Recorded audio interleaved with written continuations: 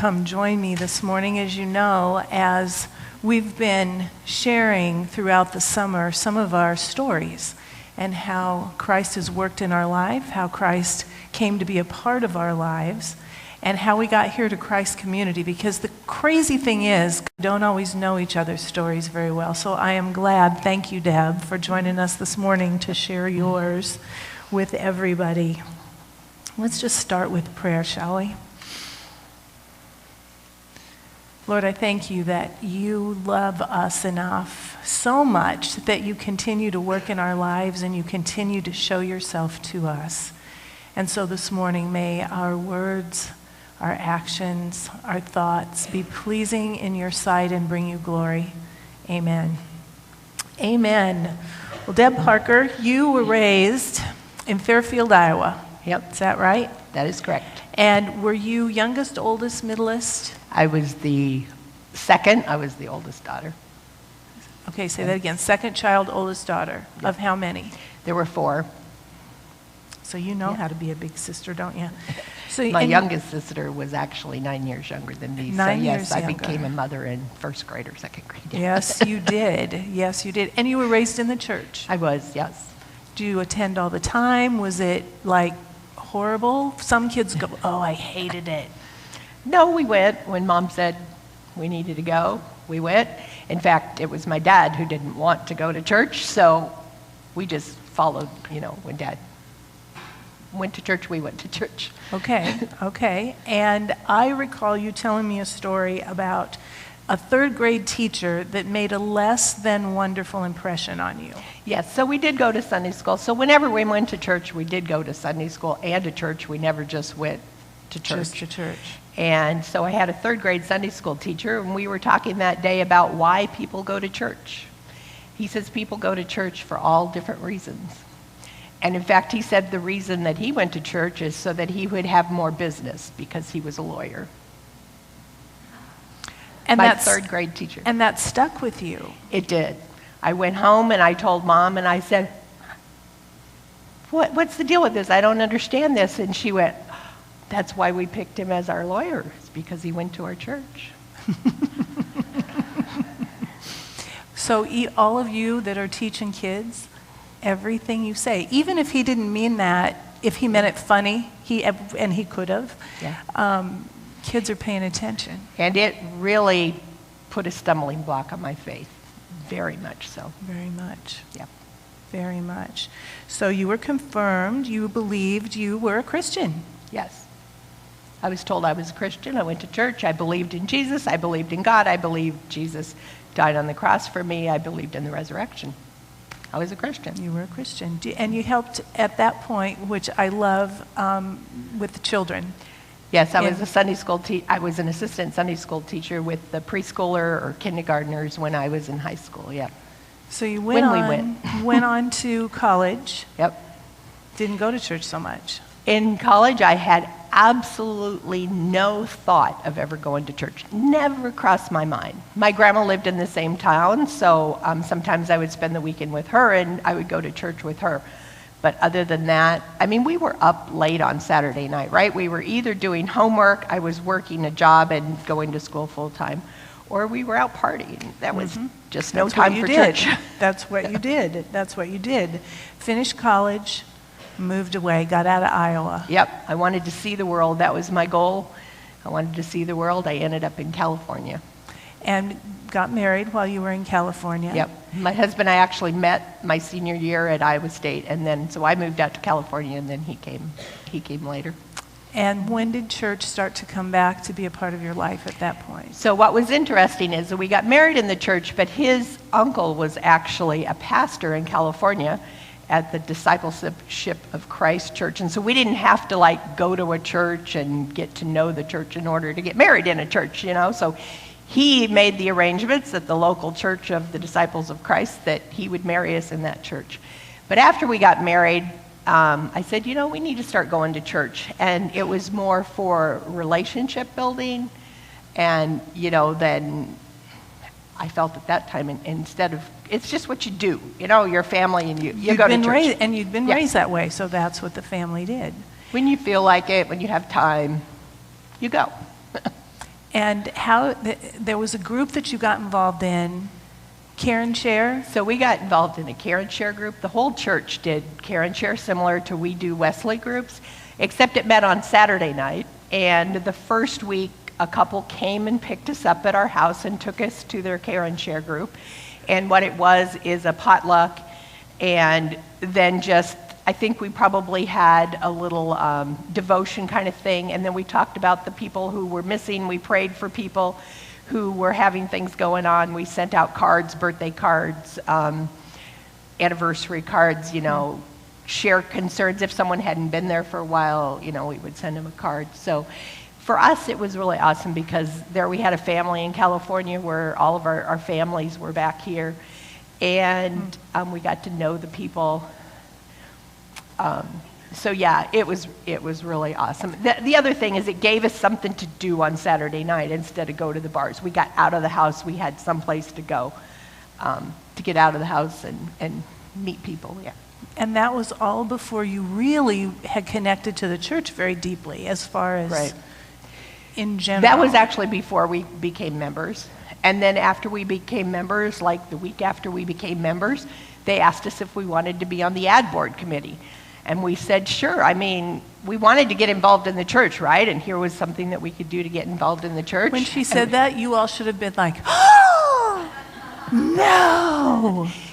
There was another stumbling block to our faith because that particular ad board, they were struggling with money. They had two pastors. They were trying to decide whether to get rid of one pastor because they didn't have enough money coming in. So we got put into the turmoils and the politics and all of that, all the business of the church. And we were still searching at that point for God. And yeah. It didn't encourage your faith. No, it did not. It did not in encourage fact, your faith. I think probably after Zachary was baptized in that church. He was born in California. Zachary was baptized in that church. But I think after Zachary came, I don't think we went to church a lot. Probably less than we did before serving.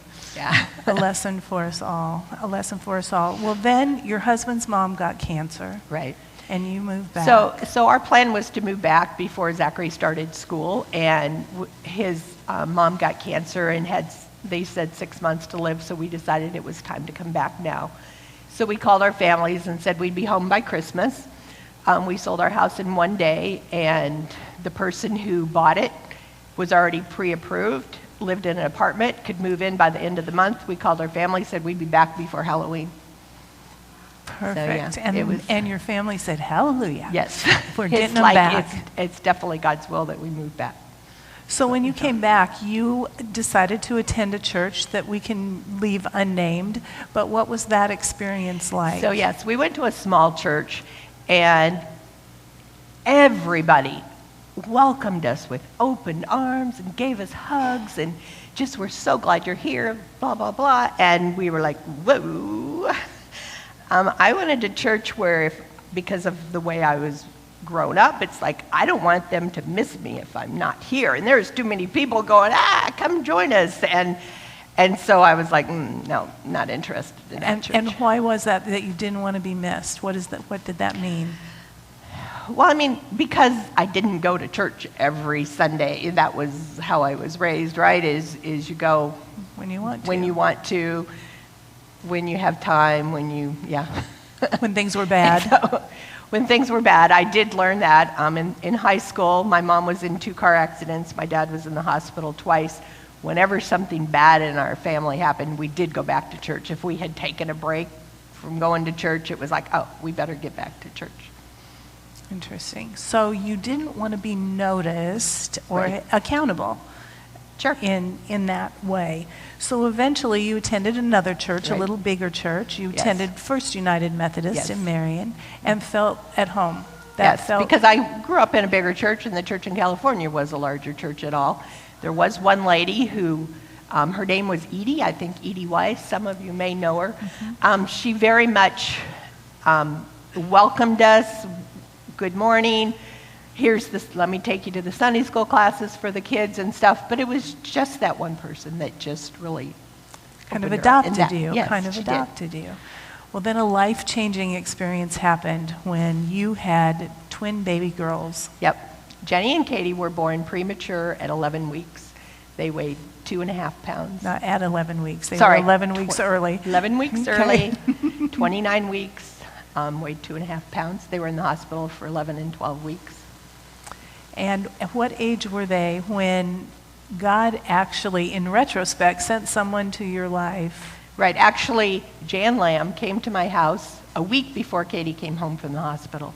Jan is a physical therapist for Grant Wood in early childhood education, and so she came to work with my girls since they were preemies. And you struck up a friendship. Yes, so we sat on the floor together every week, working on physical therapy for the girls. And at that point, she also did educational kind of things and gave me things that I could do with the girls to help their development, not only physical, but mentally and stuff along. And we became good friends. We sat on the floor, and I really got to know her, and she really got to know me. In fact, I really learned to trust her. And she was the first person that I ever shared my hurts with. My life story, my struggles, my current struggles with my husband, and my previous struggles. Yeah. She was the Kinda very was first that person. Yes. She talked about something that she called the walk. So she was always going to the walk to Emmaus. And she was always on the team to the walk to Emmaus. And I'm thinking, what does that mean to be on the team to the walk to Emmaus? I'm thinking about like a marchathon, and I'm thinking she's sitting at a table taking registrations, checking people in, maybe a checkpoint kind of thing. So yeah, she was always telling me that she was on the going to the walk to Emmaus. So she was very involved. And at some point, she shared what the walk to Emmaus was and what it meant to her, and how she had this calling to share Jesus with other people. And I'm like, well, I'm a Christian, but I don't have that feeling. I don't have that need to share Jesus with other people. So what's wrong with me? So it made you question your own faith a little bit. Yeah, it's like, I'm a Christian. I don't understand. I had heard about born-again Christians, and I was like, ugh, they're weird.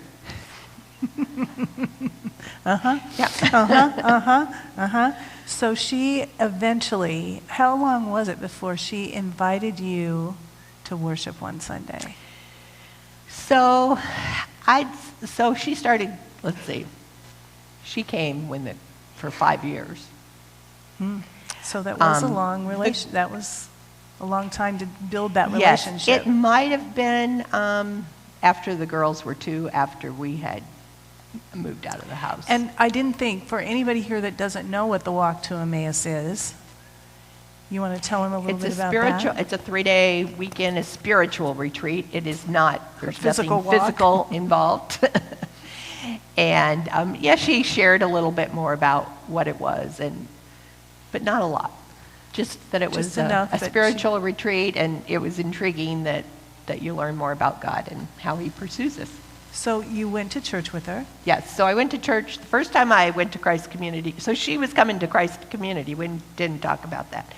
First time I went to Chrsit Community was when they were meeting in the high school. And I lived over there by Aegon, so actually First was over here too. So it was a long ways to travel in the morning. And with children. With children. 3 children. Yes, at that point I was a single mom, 3 children. The girls were probably about 2 the first time we came, yeah. And so you didn't come back. You went that one time, is that right? Yeah, I continued to go to First, and the kids went to VBS at First, and yeah. And then how did you end up here?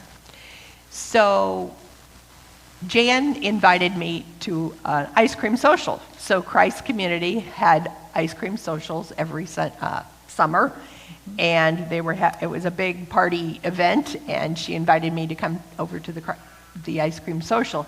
At this point in time, we had moved over here, which is only a couple blocks away, and so the kids were getting ready to go to Novak in the fall, and Elaine Gould came and she just wrapped her arm How many of you remember around Elaine? us. Sweet Elaine. Yes, she just wrapped her arms around us, and she invited my kids to Kids Club. And at that time, again, I was a single mom. Kids Club was right after school. Tammy Wadnick would pick up the kids at Novak, bring them to Kids Club. They would feed them, you guys would feed them dinner, and I could work an extra hour at work and come for dinner. Didn't have to worry about dinner, and I got caught up on some of the time that I was behind on for the week. A true lesson to us, because have any of you ever been part of a conversation where it's talked about, some of those kids that come, their parents don't even come to church. We don't even know who they are. You don't always know how you're ministering to someone or to a family when you're helping with their children and bring them here. So you made some relationships here. You now have been adopted by Elaine, and still believing you were a Christian. You did have a basic understanding of Christ. Yes. And then what happened? So the real turning point for me was one Easter season when we were on the screen. So we did start coming. So after my kids started coming to Kids Club, we started coming to church here. And one Easter season, the Ray Bolt's Watch the Lamb video was on the screen, and that really opened my eyes. It was a life-changing thing just like that. As I had mentioned, I understood that Jesus died on the cross, that he was, that he saved me from my sins, but I did not understand why. Why did he have to die? Well, that story talks about two boys and a father coming to Jerusalem to celebrate the Passover. They're bringing the lamb for the Passover. The father says, keep your eye on the lamb. Don't lose him because we brought him here for our sacrifice for the Passover. And in the commotion, they get involved in watching Jesus walk down the path in Jerusalem and get hung on the cross. And the boys come and find their father afterwards and say, I'm sorry, Daddy, we lost the lamb. And he says, it's okay, it's okay. The lamb, watch the lamb. He's right there on the cross. And it was at that point that my eyes were opened. And I said, I want to know more about this guy. I want to understand what this is all about. I thought about showing that video today, and it's not short. It's like 7 minutes. I cry every time I watch it. I will put that on our Facebook page if you want to take a look at that. It's pretty powerful. And that began to change the rest of your life. Right. So I started searching at that point. And again, I had Jan right beside me as a friend now. Once the girls started school, she was no longer able to be their physical therapist, but we were friends at that point and went to church together. And then what happened is I went to a concert here at Chrsit Community of the Three Crosses. Mm-hmm.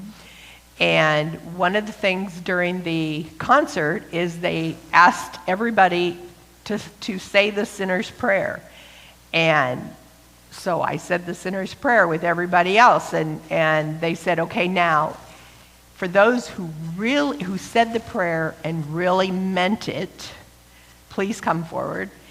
And I thought, I really meant it. I really did. And so that was the day that I became born. Everything changed. Everything changed, which has changed your family and your children, Yes. I believe, for generations. Generations. So this morning we were talking about how God has woven some threads through Deb's life that at the time she had no idea what it meant, but now looking back, you can often see. You want to tell them about that?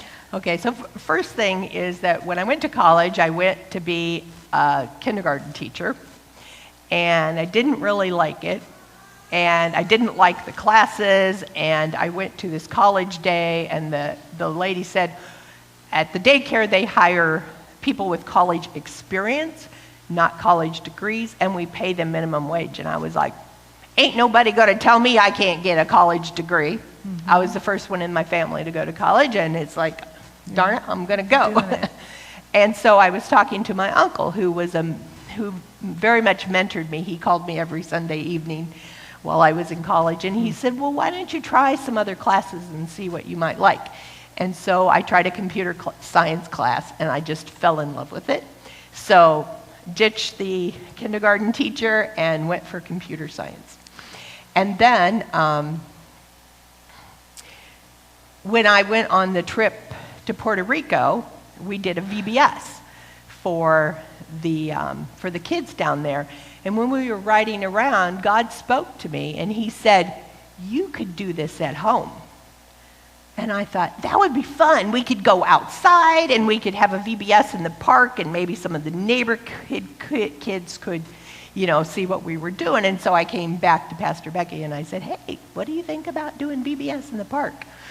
She went, I've kind of thought about that too. It might be fun. But just this morning, I was thinking. And that was how many years ago? That was 15 years ago. No, when we went to Puerto Rico. This most recent? Yes. When we went to Puerto Rico, it was during the changing of Pastor Chad leaving and you coming. So that's only been 2 years. So okay. So I took that to mean that we're going to have it in the park. But this morning I'm like, wait a minute, maybe that just means I can be VBS director here at Chrsit Community. So I went up. We don't always know. We think we know, but we don't always know exactly what God has in mind. Right. And when Deb came to me, I've teased over the years because Deb is an engineer. Pastor Becky is not. We think very, very differently, and we have very different perspectives on everything, and we can make each other crazy because Deb's very detailed and specific, and I'm broad and bigger in that way and don't tend to details very well. And so when she came and said, I think I would like to work with the children, and I could be Chrsit Community's children's ministry director. And it was like, okay, let's do this. Mm-hmm. I had also been serving in the kitchen for several years as a payback for how this church ministered to my family through the meals. And so I worked in the kitchen. And I helped during the VBS kitchen. I was lead for the VBS kitchen a couple of years as well prior to this. So I had a lot of experience with ministering to the children and the families. Yeah, you knew them all very well. Yeah. You knew them very well. And it was an answer to prayer because I was praying for someone that was the fastest growing ministry of this church.